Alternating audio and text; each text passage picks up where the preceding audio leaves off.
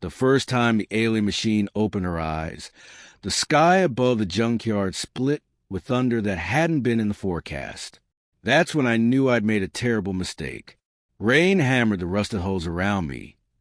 Dead satellites, broken war drones, forgotten pieces of humanity's last stand against the stars.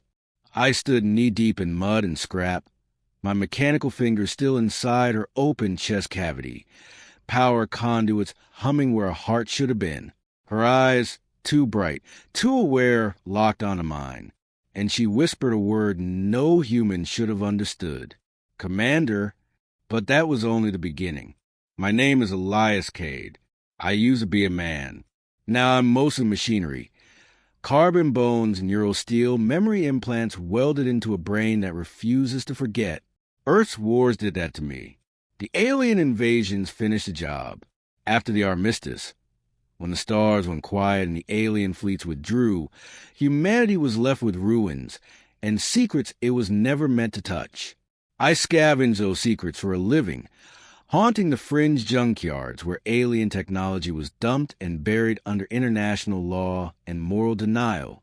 That's where I found her. She wasn't supposed to be salvageable. Her chassis was shattered, one arm missing, alloy skin scorched black by plasma fire. Alien glyphs crawled across her spine, flickering weakly like dying embers. Most scavengers would have stripped her for parts and walked away.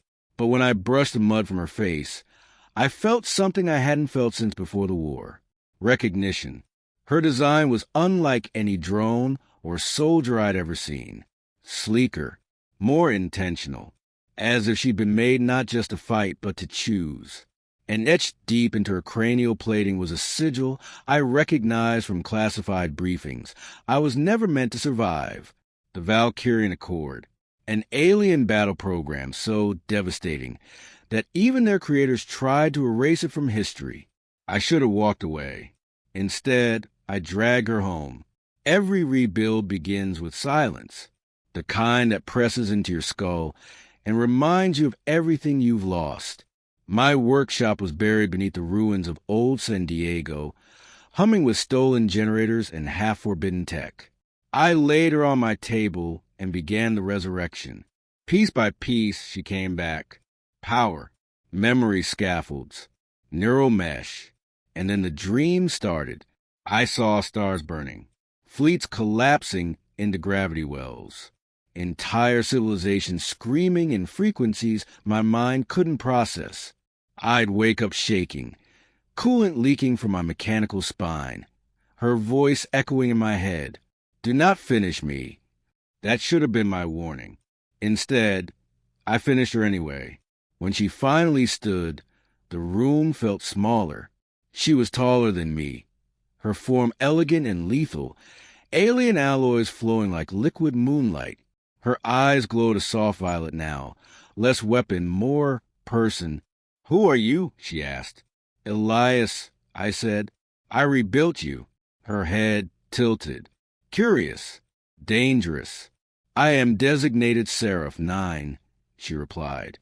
But that designation was revoked. That was when the alarms went off. Orbital scanners lit up my displays. Unidentified signatures dropping through the atmosphere. Sleek, silent, alien. Someone knew she was awake, and they were coming to take her back. We fled into the Undercity, hunted through collapsing tunnels and forgotten maglev lines.